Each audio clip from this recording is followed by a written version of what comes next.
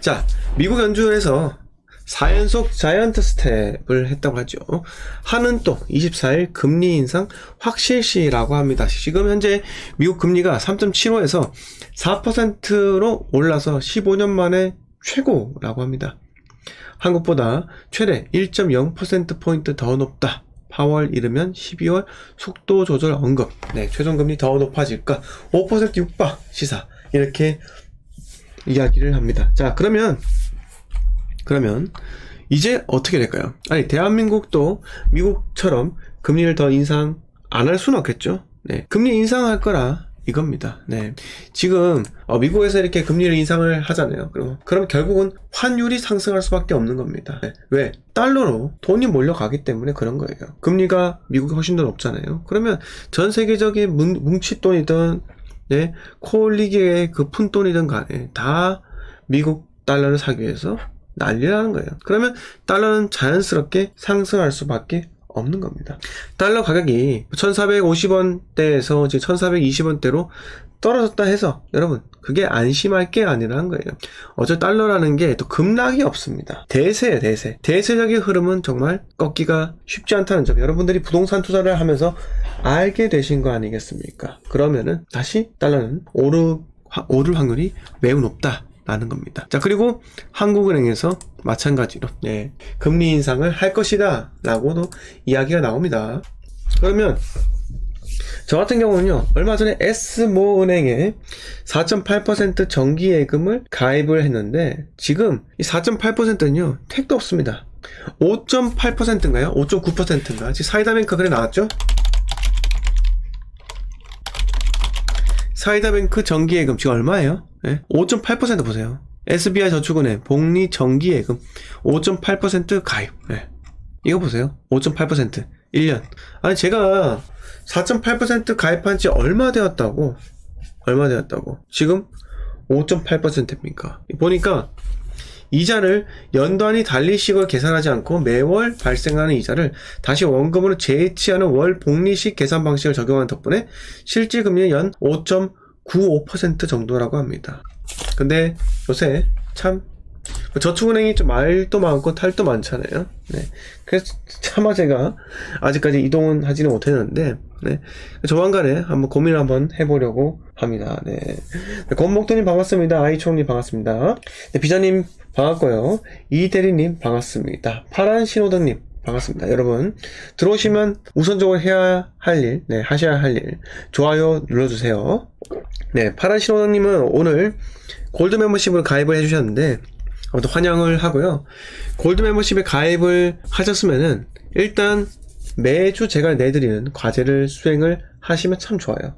네, 과제를 수행하시면서 본인의 그런 인사이트를 넓혀갈 수 있는 그런 기회가 되기 때문에 부디 과제 잘 수행해 주셨으면 합니다. 네, 아무튼 좋아요도 100개 넘는 것 좀 보여주세요. 네, 어떤 지역으로 가볼까요, 여러분? 자, 제가 첫 번째 말씀드릴 지역은 바로 어디요? 네, 갑니다. 안산으로 가볼게요.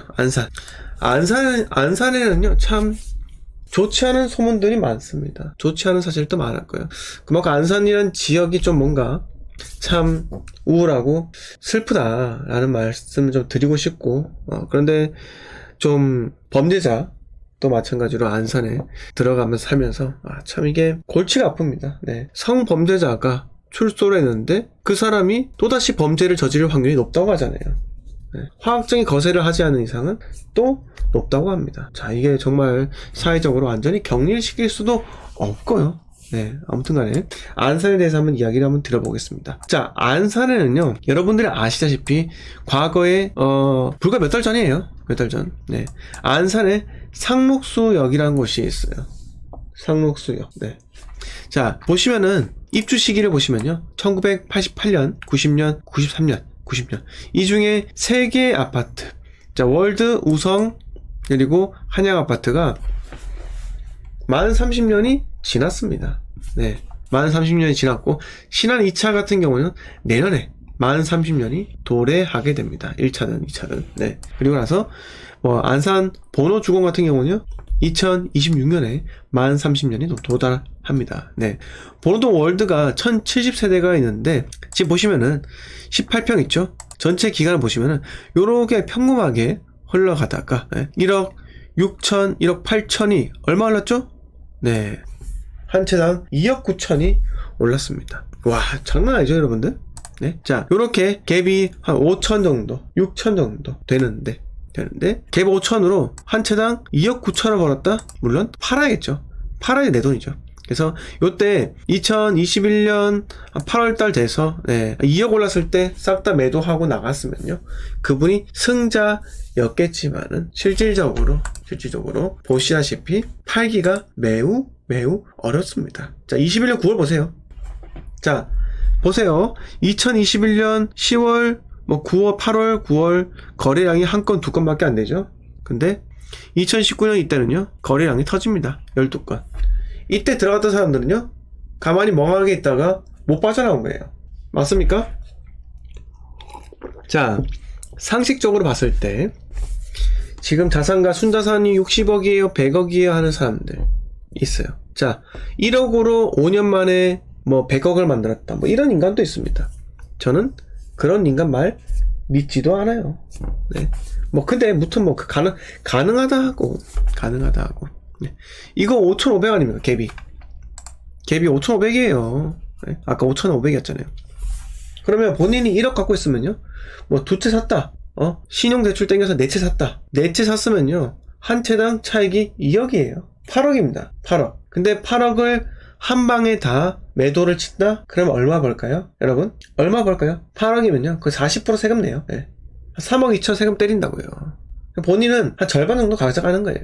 4억이에요. 그 정도로 부동산은요, 세금에 대해서 고려를 절대적으로 해야 되는데, 이 인간들이 내가 자산이요 60억이요 100억이요 200억이요 하는 인간들은요, 안 팔아봤어요. 여러분, 아니 거래량이 판 흔적이 없잖아요.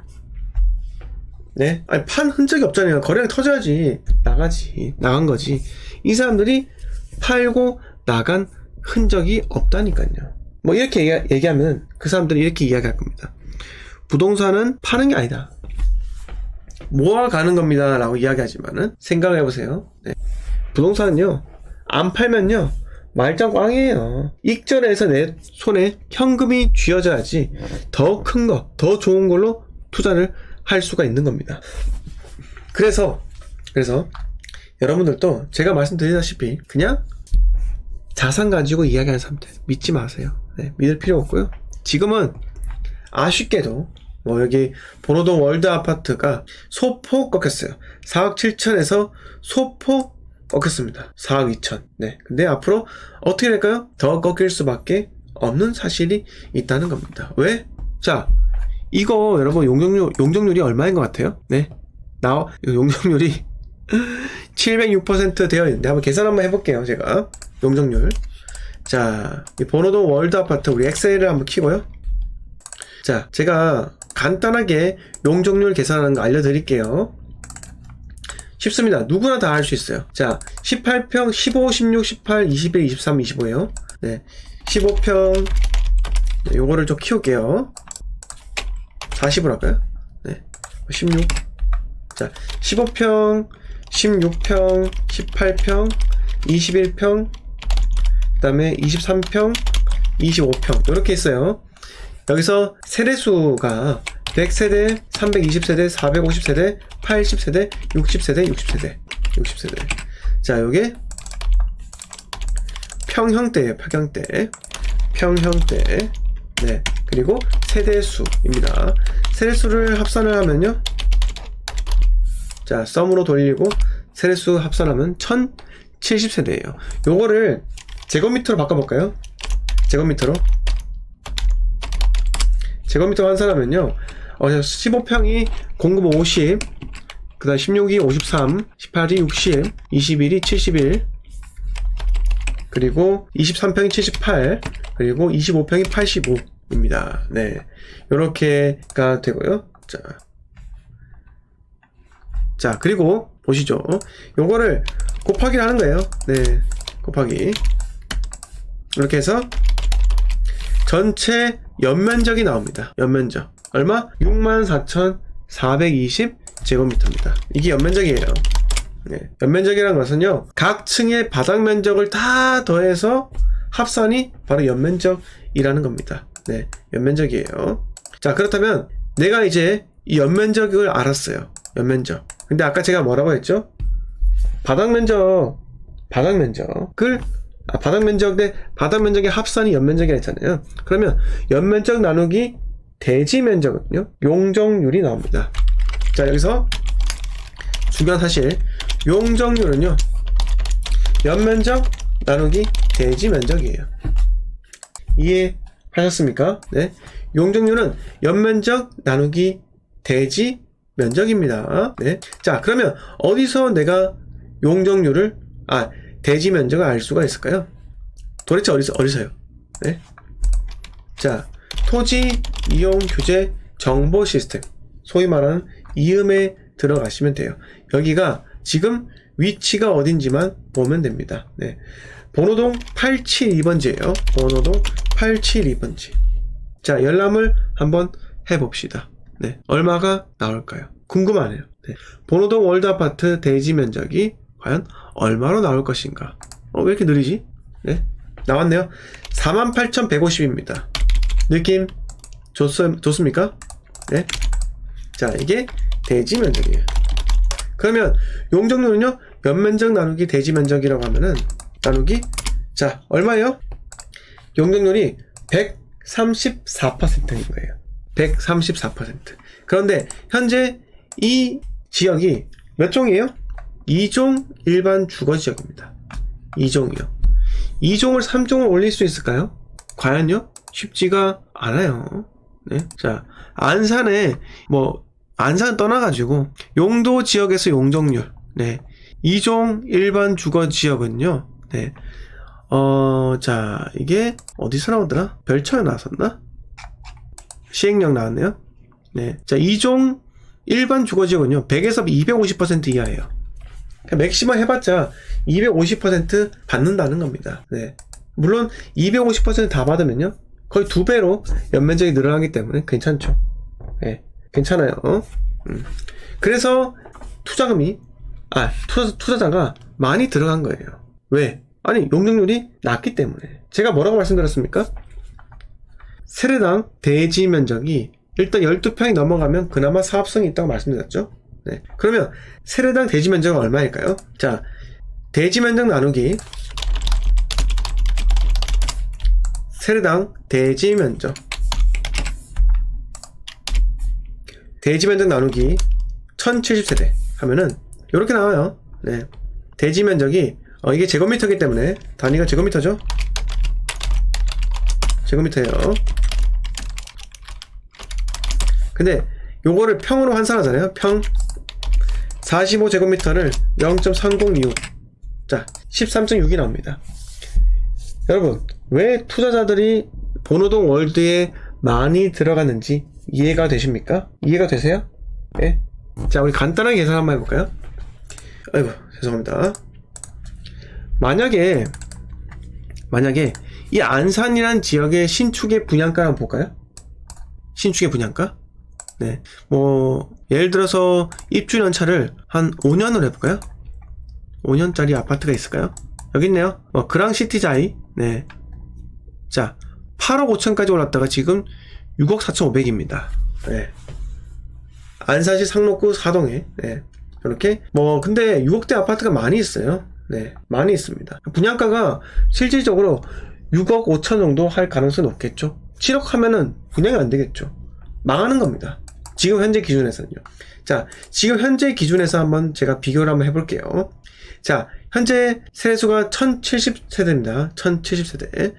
용적률이, 연면적 64,420제곱미터인데, 여기서, 용적률이 230% 정도 받는다 생각해볼까요? 자, 안산, 요거는 용적률이 얼마일까요? 네. 147, 156, 146. 이렇게 나와있죠? 네. 이것도 아마 2종일 것 같은데, 제 생각은. 요거는 용적률이 제대로 나와있진 않고요. 용적률이 네. 아마 어려울 것 같은 생각도 드네요. 뭐 예를 들어서 여기에 제가 한번 볼게요. 화성시 세솔동, 화성시 볼까요? 더 펠리체 휴먼빌 아파트. 이게 147%입니다. 네. 근데 안산을 봐야 되는데, 제가. 안산에 5년차 아파트가 있을까요? 이 전부 다 주상복합이고, 주복. 네. 뭐, 초지역 메이저 프루지오. 이거 안산이죠? 2019년 6월 달에 지어졌고요. 요건 3종일 것 같은데, 왜 지하철역 바로 앞이니까 3종일 것 같은 생각이 드네요. 안산 라프리모. 요것도 3종일 것 같은 생각이 듭니다. 258%니까. 네. 자, 잠깐 계산 한번 해볼까요? 네, 계산해볼까요? 자, 만약에 여기 잠깐만 제가 한번 더 볼게요. 안산의 용적률. 안산시 용적률. 네. 안산시 용적률 나올까요? 안산시 조례 용적률. 여기 있네요. 안산시 건폐율 용적률. 자, 2종 일반 주거 지역의 용적률이 250%입니다. 250%. 그러면 230% 정도 줘볼까요? 자, 235% 정도, 230% 준다고 치고, 네. 여기서 대지 면적을 곱하는 거예요. 곱하는 겁니다. 이렇게 나왔죠? 이렇게 11만 745 제곱미터가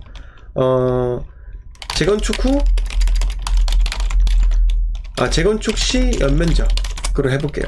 그런데 아까 제가 84타입으로 한번 보면요. 84타입의 공유면적까지 다 포함한 게 112제곱미터잖아요. 그러면 나누기 112예요. 네. 어떻게 됩니까? 988세대인 거예요. 이해되십니까? 여러분? 112제곱미터 34평으로만 구성했을 때는요. 988세대가 나오는 거예요. 근데 현재는요. 1070세대잖아요. 1070. 맞습니까? 이러면 34평으로만 구성은 안 된다는 겁니다. 이해하셨어요? 네. 아니, 현재 15평부터 25평까지가 1070세대인데, 이 아파트를 용적률 230%로 적용을 받았을 때, 988세대가 나온다는 거예요. 재건축 후에. 그럼 손해가 몇 세대예요? 81세대가 손해고, 거의 1대1 재건축에다가 본인들이 일단 자기 집을 34평 받는데 아파트 한 채 들어가는데 비용을 다 내야 되고요. 고스란히. 네, 다 내야 되고, 거기다가 81세대의 추가 비용에 대해서 엠빵을 쳐서 들어가는 거예요. 네, 만약에 공사비가 평당 얼마 해볼까요? 공사비가 평당 한 800 해볼까요? 이제 많이 올랐으니까. 자, 34평이고요. 공사비가 평당 800이다. 하나, 둘, 셋, 넷. 네, 이렇게 해볼게요. 800이다. 34평이다. 그런데 자, 988세대 짓는다. 988세대. 네, 988세대. 만약 지어요. 근데 이게 230%일 때는 그런데 만약에 250% 받았으면 어떻게 될까요? 네, 1074죠. 요걸로 계산해 볼게요. 네, 요걸로 계산해 볼게요. 자, 250% 다 받았을 때는요, 1074세대가 나옵니다. 34평으로만 구성했을 때요. 그러면 4세대만 일반 분양이에요. 맞습니까? 4세대만 일반 분양인 거예요. 네, 요렇게 재건축 전에는요, 조합원이 1070세대인데, 네, 재건축 후에는 용적률 250% 적용받으면요, 34평 단일평수로만 구성을 했을 때 1074세대가 나오는 겁니다. 평당 800만원 계산했을 때 34평에 1074세대다 라고 하면은 다 곱하면 돼요. 네, 요렇게 나옵니다. 이거 얼마예요? 이거 1억이고요. 네, 2921억. 네, 공사비가 2921억이 들어갑니다. 네, 이래요, 여러분. 자, 공사비가 2912억이 들어가는데, 여기서 일반 분양하는 수익이 얼마일까요? 수익. 얼마 나올까요? 자, 아까 1070세대에서 4세대가 더 증가를 하면은, 뭐, 분양가 7억이라 하잖아요? 그러면, 얼마예요? 28억이죠. 28. 하나, 둘, 셋. 네. 요렇게. 네. 28억이죠? 이게 일반 분양 수익입니다. 자, 그 다음에, 그러면, 순수 부담금 얼마일까요?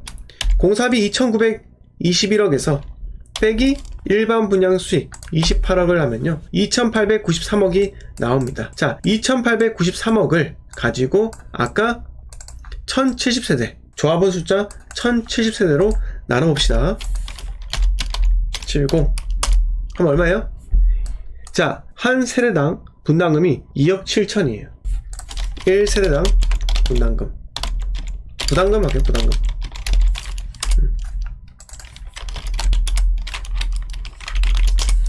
혹시 여기까지 해서 이해가 되셨나요? 네?